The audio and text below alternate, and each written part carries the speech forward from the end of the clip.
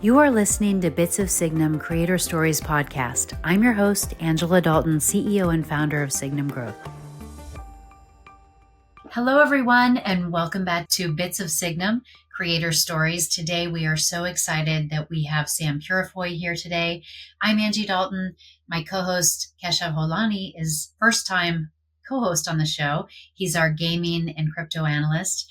And so welcome to you both. Sam, we would love to dig into everything you're working on, but I just wanted to start by telling the audience about how we met. I think I reached out to you in the beginning because I saw the press release about Hivemind, and I thought it was very unusual that you were going down this investment path and also a builder path in gaming. That's very unusual, and you're really the lead on the building side, which is why we wanted to connect to you first. So it would be great to hear your background and also all about Hivemind and what you're doing with Playground and obviously the new game, which we will talk about. Yeah, of course. No, thanks a bunch, Angie, for having me on here. I always think these things are a ton of fun. So I'm a partner over at Hivemind. I run everything related to gaming and consumer on that side. So we do quite a bit of investment across all verticals, as well as liquid trading and some dabbling in NFTs as well. Beyond that, I also am a core contributor over at KAP Games. So KAP Games is a distributor and studio that specializes in cross-platform and mobile and browser-focused games. So our internal studio is building Captain and Company. I'm the lead director over on Captain and Company, and it's effectively a pirate MMO adventure game. You can take, 80 of your friends with you on a ship, kind of Sea of Thieves or Assassin's Creed Black Flag style, hop into a really, really frenzied, fully, cross-platform multiplayer battle suite, blow up a ton of other people, collect all their loot, escape, and then exchange that for some really cool rewards on the back end.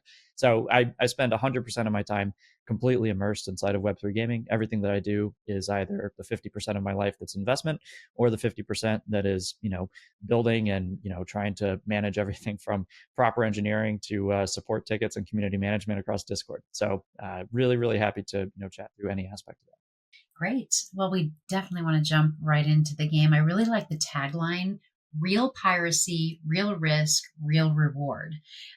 So it would be great to hear more about it. Keshav has played the game, and we've been doing our own kind of playing around with it, right, Keshav? Oh yeah. And so I've always been into pirate games. I think there was a game called Claw early on when I was really really young. It was a 2D game, not as much on the ships, but I think that's where it all started. And then when I tried this one out, at least compared to the other ones that I've played on the browsers, I love that the latency was low, which is a very very big deal, especially for a new Web3 game. And I love how fast I got into the game and then just went going. And the onboarding and the signups, all of that was frictionless, which is amazing. No, I'm actually super glad to hear you say that. I mean, we've spent a phenomenal amount of time optimizing that build so that the whole game is less than 60, 70 megabytes. So we can do stuff like deliver across browser, PC, mobile, potentially inside of Discord activities and Telegram as well. It's really like a very omniportable super mobile. Can you just talk about so there's the last token, the in-game currency, doubloons, and then obviously the NFTs, the ships, I assume are NFTs. How do these all work together? Our audience is traditional in terms of, gaming audience and investor audience. So it'd be good for you just to describe the game with that lens and all of these different pieces and how they work. Yeah, of course. And I know that you indexed originally on the tagline, which I'm a huge fan of myself too. But this idea of real piracy with real assets is really what we wanted to nail. So yeah, as you mentioned, so the ships themselves, those are all NFTs. They're actual assets. They're all on the Blast network now, as well as the full in-game user economy. Those are also all NFTs. So ships are actually crafted from a series of resources, which are obtained from loot boxes or shortly also from quests and in-game, other elements. Players, they engage with the game by blowing up other players or shortly NPCs.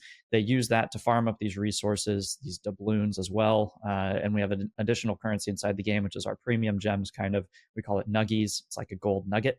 And so they use a combination of all those assets to create very real hard assets, which are these NFTs. And then those, obviously will have their own kind of repair loops and economic constraints that are associated with them.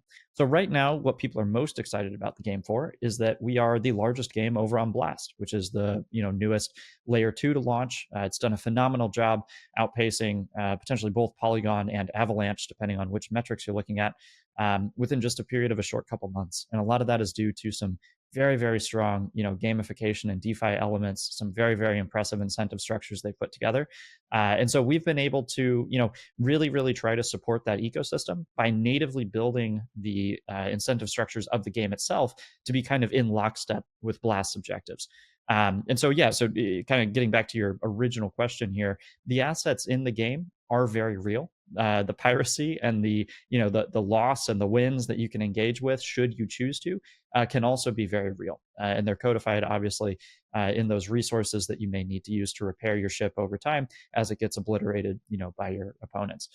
So it's been a ton of fun for the players who have especially gotten in early, because they have been able to watch this thing grow from, basically a theoretical set of ideas up into now a huge, huge game, over in the Blast ecosystem. And we've got really, really big plans for it too here over the next couple of weeks, where we're going to move it even further into, kind of a fantastical, super, super active MMO economy state, where you're going to be able to, really customize your ships and your gameplay experience, et cetera, substantially more in depth. Yeah, I think it's very interesting just to understand these economics of these tokens compared to a DeFi world, which is what most people have heard about. But yeah, switching to the distribution platform of the game, that is the KAP Games platform. How does this distribution platform work, and what role does it play for the success that the game has seen? Yeah, so we are rolling out a set of massive updates to the platform. Actually, this summer, it's going to be in the next month or two. The objective is really to ask ourselves, like, all right, so Epic and Steam are awesome, and they're actually doing a great job of really leaning into Web3 in some capacities. It's not even worth fighting them. In fact, I am hugely supportive of what they're doing. I think it's great. What we've done is instead, we're building a really, really cool infrastructure stack that doesn't exist anywhere inside of Web3. And it's things like, how do you get a Web2 user to engage with your game where they can place in-game purchases using your in-game currency, and it will actually go interact on the back end with Web3 open marketplaces, for example. It'll sweep the Web3 open marketplaces, it'll move it to a magic email wallet of theirs, they'll get to play with it in-game, and they're none the wiser. So it's functions like that, where we're thinking, okay, Web3 games natively need rentals, Web3 games natively need crafting loops, they natively need a way to sweep open marketplaces. It's basically all the problems that we had to solve for Captain Company, generalizing those into a larger distribution suite, and then allowing other games to come in and hit those. So it's not so much that we even want to compare ourselves on the KAP game side to, something like an Epic or a Steam. Realistically, what it's more like is that we've built probably the most specific set of tools for open world economy games inside of Web3. And we're working with, dozens of these different games, 100 of which who have already onboarded onto the platform, but many of those are not actually using the tech yet. They're just using the distribution suite. But we're working with these folks to try to make their move into Web3 super seamless. Because to date, there's not really an aggregated supply of infrastructure and distribution points around, again, some of these very, very common issues inside of Web3 gaming. Things like crafting, things like sweeping open marketplaces, from inside the game, things like rentals, et cetera, and the various formats they can take when you introduce NFTs on the back end. So it's bundling all of those very, very complicated points, which are very, very niche with respect to Web3 games, and putting that onto a distributor so that everyone who does, actually end up using this distribution site, we can still have them go post on Epic and Steam, et cetera, but they know that they will be able to have a base level of distribution and all of this infrastructure behind them, even from day one. They won't have to build it themselves. So net, it's more of, a broad tool set suite that is partnered with a distribution platform than it is, just us putting up a page of games.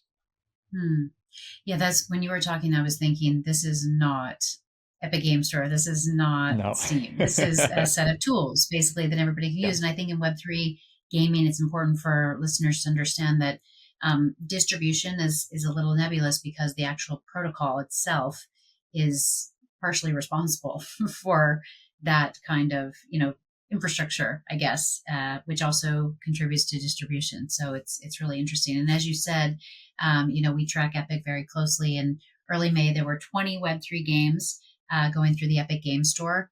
But I would say most of those games are more, they're, I don't know if you agree or disagree, but more traditional player bases, versus the Yeah. Web3 player bases. And that's something that we were really excited about talking to you about, which is this idea of, Web3 games versus traditional games. So as you know, in full disclosure, we are investors in Mythical, and they have a game called Blankos. They have NFL Rivals. They have a massive player base, but these are traditional players, and they're playing a game that they're familiar with. They don't even know that blockchain mechanics are are the blockchain mechanics are not part of the game. They're kind of operating in the background. And so it's interesting to think about this idea of Web3 games and whether or not Web3 games are a specific genre where Web3 is part of the game loop, and how that will evolve over time. I love your thoughts on that. It's an enormously difficult question. So I appreciate you asking it, because I love things like this. And look, I first of all, I don't think there's a clear-cut answer. I think that there are two realities which are important to recognize. So the first is that blockchain is a back-end database at best, right? So it is a public reference ledger. We all use it. We all agree on you have XYZ assets.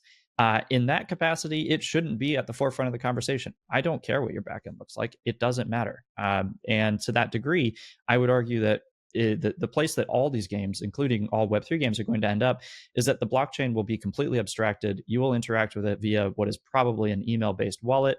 Your assets will be stored inside that wallet, and then you'll interface with the game, and you will probably not be doing something that looks anything like a MetaMask, call right now. However, having said that, the Web3 niche of games is extremely interesting, largely from a revenue perspective for existing game designers, where the mobile industry has largely stagnated. The free-to-play PC industry is a very difficult place to play in. Overall, what Web3 does promise is that when you do engage users with this variety of user ownership, tactics where they can actually participate in the growth of the game, provably they end up driving better revenue back into the game ecosystem. And there is a very clear value loop where you can continue to kind of symbiotically drive value both to those players as well as back into the game ecosystem itself. So this is an important thing to acknowledge, because it also sets the stage for the question of, all right, if there are value, drivers coming into these games, and some of them are going out to players, first of all, where are they coming from? Are there enough value drivers to continue to drive this loop in total? And ultimately, does this, just become a game of whales? So is every Web3 game basically just destined to become a game of whales? I think that it's an unanswered question, largely. I am optimistic that there is a solution where you can balance both the kind of value driven desires of these large financially incentivized players, these whales who own huge swaths of digital assets, and you can incentivize really good gameplay at the, call it the micro or the minnow level, of folks who just want to spend 10 to 20 bucks tops, maybe on a skin here or there, right? But it is a very, very difficult balance to capture. And so just keeping it relatively high level, the most important things to continue to acknowledge is that, number one, the UX of blockchain will go away. And what we see right now is not going to be what it is in 2 years. That is a very safe bet that anyone can make. And then number two, you will always have, as soon as you have digital ownership, you will always have people who are both speculators and value extractors, people who want to come in and make some type of a bet on an ecosystem. They want to in some way see themselves gain because they own a new asset, the same way that you would if you bought magic cards 20, 30 years ago, right? You want to be part of the ecosystem because you think it's cool and you think it might appreciate in value later. Balancing the needs of those with traditional casual players is enormously difficult, but it definitely can be done. There are definitely solutions. It's just we have to keep iterating over and over and over until we find them. I actually think that the stuff that Mythical has done in particular is really, really awesome to see, because they have taken this first step, which I've described, which is that the blockchain will be completely abstracted, right? Moved it entirely to the background. The players do not know that it is a Web3 game, and they probably don't care, which is great. So that solves one half of the problem. And the other half of the problem is really like, okay, well, we've proven that, we can clearly fit blockchain into a gaming paradigm without everybody getting too upset about it, and it's not going to destroy the user experience. Everything's going to be okay. But how do we now really, really highlight user ownership and get these players involved in an even bigger way, right, to solve the other half of the equation? And so that's where I'm still looking, for a market leader, which potentially could be Captain and Company. We'll see, to really come in and show, like what's a good narrative and a good strategy to set up around pairing those, large asset holders alongside the very, very genuine gameplay players who just want to be in there day in and day out, like really exploring an experience. Mm-hmm. I mean, what I found, or what we've been thinking about a lot, is this idea of collection. So you mentioned Magic the Gathering. Also, if you look at NFL Rivals, the behavior is really more collecting and showing off to your, assets to your friends. And it seems that the Web3 player takes this many more steps and gets to, could you just describe some of those steps? Because it feels like, that's why I say Web3 is its own game loop. It's almost like you have to learn what, our intern started, Emma, who's great, started building in Minecraft when she was 13, or I think she was 13, ninth grade, 8th or 9th grade. And she said she learned about inflation because of Minecraft. And then when she learned about it in real life, she thought, oh, I understand this because I learned this in Minecraft. And so it's pretty interesting to think about the idea that players could get interested in how call options and put options and all these different financial structures work as part of the game. Can you just describe some of that, because it is completely foreign to most traditional players? Oh, 100%. Yeah, and it's actually an enormous amount of fun. A lot of Web3 players, and I don't know if there's been a study on this, but I would love to either pilot it myself or find someone who wants to do this. I think the vast majority of players who are inside of Web3 gaming today, they grew up on, I would wager that it is more than 75% of them grew up on either World of Warcraft or RuneScape. And the reason why I would make that bet is because both of those game systems rely on huge open multiplayer economies where there is some format of exchange, and literally exchanges or auction houses in both those games. And you will see time and time again of people talking about, like, yeah, look, I understand NFT trading because I accidentally cornered the marketplace in World of Warcraft, right? Or like, I spent my early childhood years playing RuneScape and I understand how play to earn and all these farming elements work together. So I think that for a lot of players, particularly from those early MMO days, right, where MMOs really came into being, and that was kind of the early to mid 2000s, where there was just like this absolute onslaught of new MMOs every single week.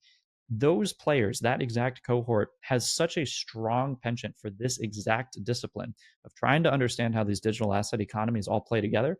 To me, that's where I see a lot of it coming from. So absolutely, players as they come in, they will bring both their experience from those previous lives, and then newer, younger players as they also enter into Web3. I think you'll actually see, the converse happen, where they will learn those systems inside of Web3, and then, as you said, Angie, like perhaps they'll take that out to proper exchanges and marketplaces somewhere else. There are a number of heavier DeFi games inside of Web3 gaming. I don't know off the top of my head if I could highlight any that have explicit call and put options, but that's not a bad thing. I'm sure that someone at some point is going to build something that incorporates that. But for the most part, if you wanted to construct your own, sets of derivatives or options, there are open NFT marketplaces that would allow you to do that. So whether or not the game itself explicitly has built these things, the open nature of Web3 digital assets really means that if you can imagine it, someone has built it somewhere, and you can take your assets, just as freely as you'd like, and you can go interact with it. And that's something that's honestly really cool about Web3 gaming that obviously you cannot get in Web2 gaming at all. Yeah, that's really interesting. Another prominent aspect in Web3 games that we want to discuss with you was community building. Since the beginning of this year, there have been a lot of new Web3 games and a lot of hype around these new gaming tokens that are being airdropped. So how does community building actually work in these Web3 scenarios? And have we seen a good roadmap on how to sustain stickiness and popularity after the game's launch? Yeah, I was just on a Twitter space yesterday where they asked me exactly the same question with the Axie founders and some other guys up there. It's And the $1 million question. it really is billions, even potentially. Who knows? $1 billion question. Yeah. The careful answer is that the meta changes every 3 to 6 months inside of Web3 gaming. And that's just the truth of the matter, is that whatever worked 3 to 6 months ago, you should forget, delete it, and rewrite it. Because if you have not already adapted, you are well behind the curve. I would say that right now, if we look out at the Web3 gaming space, things that are working include elements like a play to airdrop campaign. So this is where you encourage your players to play your game. They'll collect some amount of fictional points. Those points will convert at some undisclosed rate into a token at some undisclosed launch date in the future. For listeners who remember my description of Blast, is very similar to the situation over there. It's almost 1-to-1. That is something that has been very popularly leveraged in the past maybe even past couple of quarters, to be honest. I think that's probably been running for about 6 to 9 months. Pixels was one of the first games to at least name it play to airdrop. Obviously, people had been doing the scheme before that, but they got quite a lot of popularity for calling it play to airdrop. And so I think that you can't talk about community building right now in Web3 gaming without talking about P2A, play to airdrop. So that would be number one. The second is profile pictures. So NFTs, collectibles, small little things for people to trade and get involved. I am a huge fan of communities making profile pictures early to really reward those early holders and to also give them something to publicly identify with the project on. Very often, this was actually a mistake that we made early on, which was that we didn't have profile pictures inside of Captain and Company for a couple of months. And it was something that our community was asking for a ton because they just wanted to show off. And it's great marketing for the project and it's fun for the players. And it's just genuinely good community building, to have profile pictures inside of it. And then the final element is Discord and Twitter, social media. I am frankly not a social media guru of any kind, so I'm not going to tell you how to get to 100,000 followers. But what I would say is that it is easily the most overlooked element of any Web3 project, and it is easily one of the most important. Because you are holding real assets, because you are holding assets which have value, you are constantly looking for social validation. So that social validation generally comes, from peer groups on Twitter who are all saying like, oh yeah, we're playing Captain and Company because it's the best thing since sliced bread, right? Or it's in Discord where you are more intimately interacting, with your fellow pals who are also holding the assets, playing the game. Maybe you see them on their ship and then you yell at them in the Discord because you sunk them or something. But those are elements of core community building. And so taking those three together, you can really, mix and match and combine however you like. But those are the three big steps to building a community inside of Web3 gaming right now. So play to airdrop, profile pictures, and what was the third? Oh, Discord social and media. Twitter. Discord and Twitter. Discord and Twitter. Yeah. That makes a lot of sense. It is so interesting how different it is, versus just traditional gaming and user acquisition and it's just got a totally different mechanics. And user acquisition is challenged. I mean, we spend a lot of time in UGC, user generated content spaces like Roblox and Epic. And I think a lot of people are looking finally to bring in brands. We spend a lot of time thinking about what brands would be suitable for this, UGC content. And of course, it's probably not replicable for this game, but if you ever do go into one of those spaces with this, it would be fun to have Captain Crunch, Pirate Booty. Yes, we've actually joked that Corsair would be a phenomenal sponsor. They could sponsor all the hardware because their logo is literally a pirate boat. So yeah, yes. No, I think stuff like that could be really fun. And even to that degree, there are Web3 IP sponsorships already, right? That are very, very active. Okay. So doing collabs with existing profile picture communities, right? Groups probably not like the punks because they don't really actively engage in that direction too much. But groups like CyberCongs or a couple of the others, right? They all they're very, very open to having their assets inside of games and driving their users to games and the games driving interest back. So yeah, look, I think that there's a ton of design space there, both on the Web3 side and on the Web2 side. Yeah. I could see. What about Deadfellas? You could see Deadfellas potentially. Anything, inside this game. There's so many. I mean, totally the look and feel. Yeah, the look and feel of the game is pretty compatible, I would think, with a lot of different Web3 profile pics. So that's cool. So just wrapping up, you're doing a lot, Sam. You are busy, efficient.